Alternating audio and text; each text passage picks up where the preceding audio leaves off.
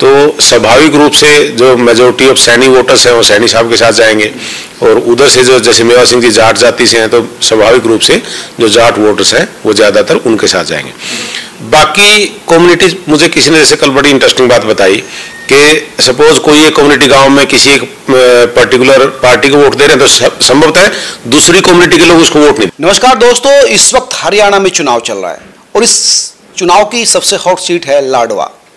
लाडवा में क्या होने वाला है, 3 बार चुनाव हो चुके हैं, हर बार नया प्रत्याशी यहाँ से जीतकर विधायक बना है। लेकिन इस सीट से वर्तमान जो मुख्यमंत्री है नायब सिंह सैनी, वो बीजेपी की तरफ से उम्मीदवार है।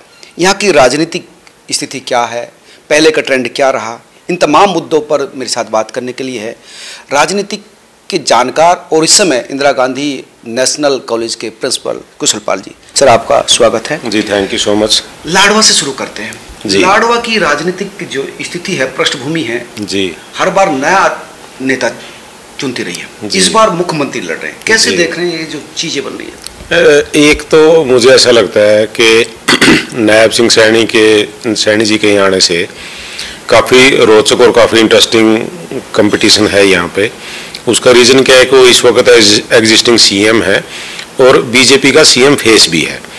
तो कहीं ना कहीं लोगों को ये लगता है कि सीएम बनने से लाडवा एक सीएम सिटी कहलाएगा। जो टाइटल पहले करनाल के पास रहा था वो टाइटल लाडवा के पास आ जाएगा। दूसरी तरफ कांग्रेस से जो एग्जिस्टिंग एमएलए है वो मेवा सिंह जी हैं। मेवा सिंह जी के साथ ये भावना जुड़ी है लोगों की कि अगर सरकार कांग्रेस की बनती है तो मेवा सिंह जी के बनने से उनको सरकार में रिप्रेजेंटेशन मिलेगा, सरकार में प्रतिनिधित्व मिलेगा, यानी वो भी मंत्री बन सकते हैं। वो भी ऐसा उम्मीद लोग लगाते हैं कि अगर इस बार भी ये जीत जाते हैं तो उनकी मंत्री बनने की पूरी पूरी उम्मीद है। तो 2 बातें हैं, एक तरफ मंत्री है और एक तरफ मुख्यमंत्री है। और यहाँ से एक आईएनएलडी के बहुत पुराने नेता हैं शेर सिंह बड़सामी जी, उनके परिवार में से भी उनकी पुत्रवधू भी वो भी मैदान में है। लेकिन बाई एंड लार्ज जो मुझे लगता है, जो मेरा अनुमान है यहाँ पे लोगों से बातचीत करने के आधार पे या मीडिया कवरेज के आधार पे, मुझे लगता है टफ फाइट बीजेपी और कांग्रेस के बीच में रहने वाली है। अगर जातीय समीकरण देखें, क्योंकि राजनीति उत्तर भारत की जातीय गणित के आजू बाजू घूम रही है, यहाँ का राजनीतिक जो ग्राफ है वो किस तरह से? देखिए, जो जातीय समीकरण है वो दोनों ही कैंडिडेट्स को सूट करता है, क्योंकि लगभग जाट वोटर्स और सैनी मतदाता लगभग बराबर हैं। बाकी ये निर्भर करेगा बाकी जो कम्युनिटीज़ हैं वो किसकी तरफ रुख करती हैं, उस पर बहुत कुछ निर्भर करने वाला है। क्योंकि हरियाणा की राजनीति जो है वो आज़ादी से पहले भी कास्ट के इर्द गिर्द घूमती थी और आज़ादी के बाद भी उसके ऊपर जाति की ज़बरदस्त पकड़ है। क्योंकि हरियाणा में जो रिलीजन है वो एक बहुत ही छोटे से सेगमेंट में कन्फाइंड है, मेवात रीजन में। तो बाकी सभी कॉन्स्टिट्यूएंसीज पे जो कास्ट के समीकरण है वो बहुत ही महत्वपूर्ण भूमिका अदा करने वाले हैं। जहाँ तक लाडवा का सवाल है, लाडवा में 2 मेन कम्युनिटीज मैंने आपको बताया, और उसके अलावा भी बाकी कम्युनिटीज का रुख क्या रहता है वो उस पर बहुत कुछ निर्भर करेगा। क्या दिख रहा है? आपने बहुत महत्वपूर्ण बात की कि यहाँ पर जो है धार्मिक रूप से चीजें नहीं डिसाइड होती, यहाँ कास्ट के रूप से चीजें डिसाइड होती है जी। तो यहाँ का जो कास्ट का डिजाइन है, जाट भी उतनी है, सैनी भी उतने जी, तो किस तरफ रुख रहेगा? सैनियों का रुख सीएम फेस होने की वजह से उधर जाएगा जी। स्वाभाविक रूप से जैसे मैंने अभी आपको बताया कि जाति पर आधारित राजनीति है, उसका रीजन हिस्टोरिकल है बहुत स्ट्रॉन्ग। आज़ादी से पहले मैंने बताया और आज़ादी के बाद भी जाति आधारित राजनीति रही है। तो देखो, जाति एक कनेक्टिंग फोर्स तो है ही, डिवाइडिंग फोर्स भी है, कनेक्टिंग फोर्स भी है। तो स्वाभाविक रूप से जो मेजोरिटी ऑफ सैनी वोटर्स हैं वो सैनी साहब के साथ जाएंगे, और उधर से जो जैसे मेवा सिंह जी जाट जाति से हैं तो स्वाभाविक रूप से जो जाट वोटर्स हैं वो ज़्यादातर उनके साथ जाएंगे। बाकी कम्युनिटीज, मुझे किसी ने जैसे कल बड़ी इंटरेस्टिंग बात बताई कि सपोज कोई एक कम्युनिटी गांव में किसी एक पर्टिकुलर पार्टी को वोट दे रहे हैं तो संभवतः है दूसरी कम्युनिटी के लोग उसको वोट नहीं देंगे। इस तरीके का डिवीजन भी है गाँव में। अच्छा, गाँव में ये भी है? हाँ भाई, वो उसको दे रहे तो हम विरोध करेंगे। इस तरीके की बातें ये एम्प्लॉइज बात करते रहते हैं, वो बताते रहते हैं। इस तरह की इंटरेस्टिंग बातें भी कई बार आती हैं सामने। अच्छा, आप तो राजनीतिक के विद्वान भी हैं, प्रिंसिपल भी हैं, चीजें देख रहे हैं। यहाँ पर जाट वर्सेस नॉन जाट की पॉलिटिक्स वो कितनी है, उसका इफेक्ट क्या है, क्या काम कर रही है वो कैसे? देखिए, मुझे लगता है जो जाट वर्सेस नॉन जाट की जो राजनीति जितनी इफेक्टिव 2014 और 19 में रही है, इस वक्त वो डाइल्यूट हो चुकी है। अच्छा। उसके डाइल्यूट होने का एक बहुत स्ट्रॉन्ग रीजन ये है कि बीजेपी एक ओबीसी फेस को सामने लेके आई है। खट्टर साहब को बदल के इन्होंने नायब सिंह सैनी साहब को सीएम बनाया हरियाणा का। तो अब मुझे लगता है बीजेपी का जो नैरेटिव है, बीजेपी के नैरेटिव में ओबीसी ज्यादा डोमिनेट करता है बजाय कि जाट गैर जाट, क्योंकि एक बहुत लंबे समय के लिए एक नैरेटिव काम नहीं करता है। वो ऑटोमेटिक है, वो स्वाभाविक है कि वो स्वाभाविक रूप से वो डाइल्यूट हो जाता है, उसका इंपैक्ट कम हो जाता है। ये चीज अगर मुद्दों की बात करें, 10 साल से सरकार यहाँ पर है, 10 साल से बीजेपी सरकार है। काम को लेकर 4-5 बड़े मुद्दे पिछले दिनों रहे। किसान आंदोलन रहा, पहलवान आंदोलन रहा, ये बड़े मुद्दे रहे। तो इनका इफेक्ट क्या काम कर पा रहा है, या फिर ये भी जो जाट कम्युनिटी तक ही सीमित है मुद्दे, लार्ज जो पॉपुलेशन है वोटर्स को कनेक्ट कर पा रहे हैं? देखो, मुझे ऐसा लगता है कि जो मुद्दे हैं, इश्यूज तो इम्पैक्ट सबको डालते हैं। जैसे अनएम्प्लॉयमेंट का मुद्दा है, जैसे अग्निवीर का मुद्दा है, जैसे ओपीएस का मुद्दा है, ये सारे मुद्दे तो अक्रॉस कास्ट काम करते हैं। मतलब नौकरी सबको चाहिए, वो चाहे जिस जाति, धर्म, भाषा, मजहब, एरिया जिसे हो। तो नौकरी का जो सवाल है, जो डेवलपमेंट के जो सवाल हैं, जो पुरानी पेंशन के जो सवाल हैं, वो सबको इम्पैक्ट करते हैं। उसका किसी एक पर्टिकुलर कम्युनिटी से संबंध नहीं है। और वो धीरे धीरे क्या है कि जो भी राजनीतिक दल सत्ता में रहता है, जैसे भारतीय जनता पार्टी हरियाणा में लगातार 2 बार से सत्ता में 10 साल तक सत्ता में है, और वो डबल है, ऊपर भी है, मतलब केंद्र में भी और राज्य में भी है। तो नेचुरली उसके अगेंस्ट नेचुरल एंटी इनकम्बेंसी तैयार होती है, जिसको डिफीट करने की पार्टीज स्ट्रेटजीज बनाती हैं और तैयारियां करती हैं। वो मुद्दा रोजगार का हो सकता है, बेरोजगारी का हो सकता है, वो मुद्दे कुछ भी हो सकते हैं, लेकिन मुद्दे का संबंध मुझे नहीं लगता किसी एक विशेष जाति से हो सकता है। हाँ, ये ऐसे हो सकता है जैसे अभी आपने एक बात की, जवान, पहलवान और किसान।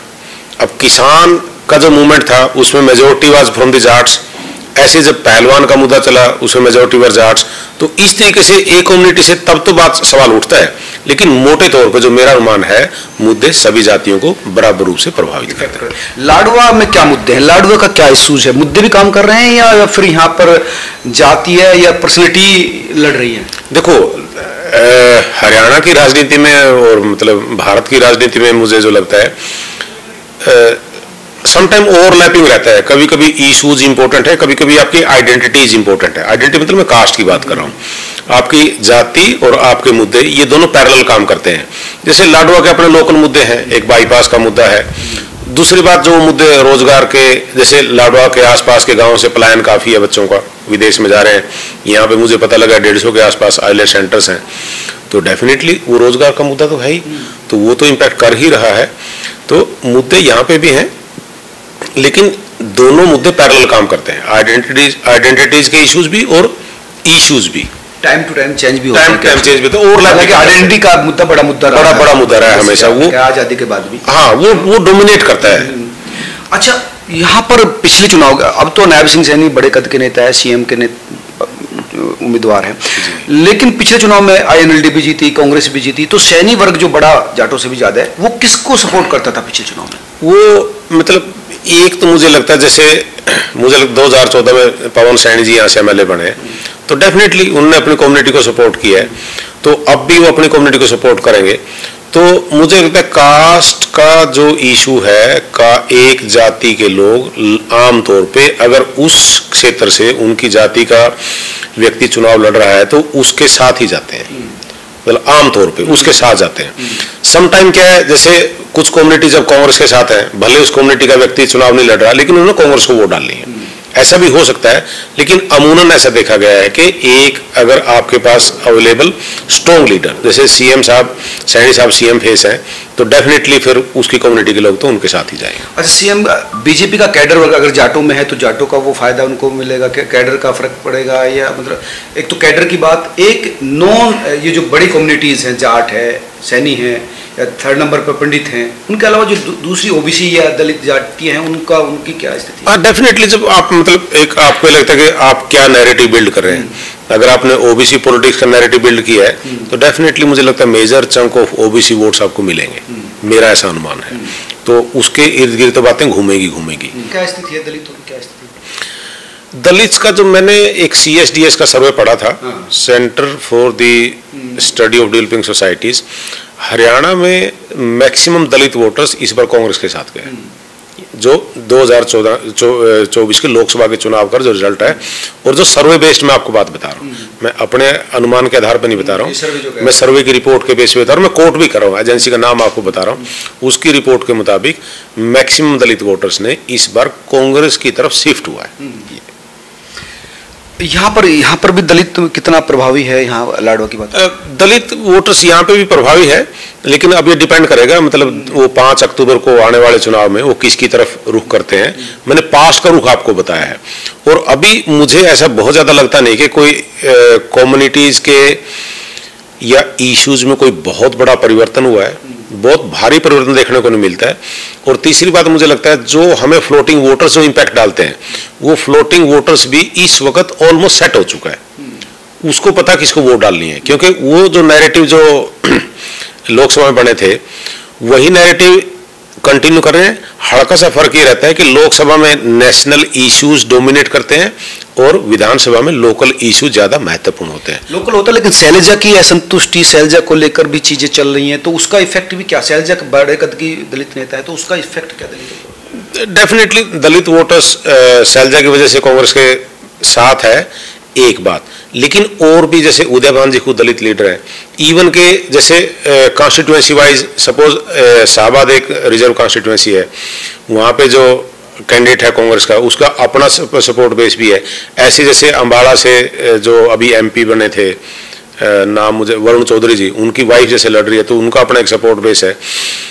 हाँ, कोई भी अगर बड़े लेवल का लीडर किसी भी पॉलिटिकल पार्टी से दूर रहता है, डिस्टेंस मेंटेन करता है, तो उसका प्रभाव तो आएगा, उसको तो आप मना नहीं कर सकते। एक लाइन में अगर लाडवा को आप डिफाइन करने चाहें तो एक लाइन में क्या कहेंगे लाडवा की राजनीति की? मैं लाडवा की राजनीति के बारे में ये कहूँगा, दोनों ही पॉलिटिकल पार्टी के बीच में टफ फाइट है। अभी मैं इस वक्त प्रेडिक्ट करने की स्थिति में नहीं हूँ कि कौन चुनाव जीत सकता है, लेकिन दोनों के बीच में फाइट है इस वक्त। अच्छा, इतना स्मूथ नहीं है रास्ता? इतना स्मूथ नहीं है कांग्रेस के बीच में और बीजेपी के बीच में। धन्यवाद सर। ये थे कुशलपाल जी, जो राजनीति के विद्वान है और प्रिंसिपल हैं इस वक्त इंदिरा गांधी नेशनल कॉलेज के। उनका कहना था कि राजनीतिक रूप से अगर देखा जाए तो यहाँ पर टफ मुकाबला है। हाँ, CM होने के नाते सैनी वोट उनके साथ है, OBC राजनीति का फायदा भी उनको मिल रहा है, लेकिन क्योंकि जाट भी प्रभावी मतदाता यहाँ पर है, दलितों का भी इफेक्ट है, तो वो अभी यहाँ पर एक आमने सामने की लड़ाई देखने को मिल रही है। आगे क्या होगा जरूर हम आपको बताएंगे। आप तमाम लोग क्या सोचते हैं जरूर बताएं। नमस्कार।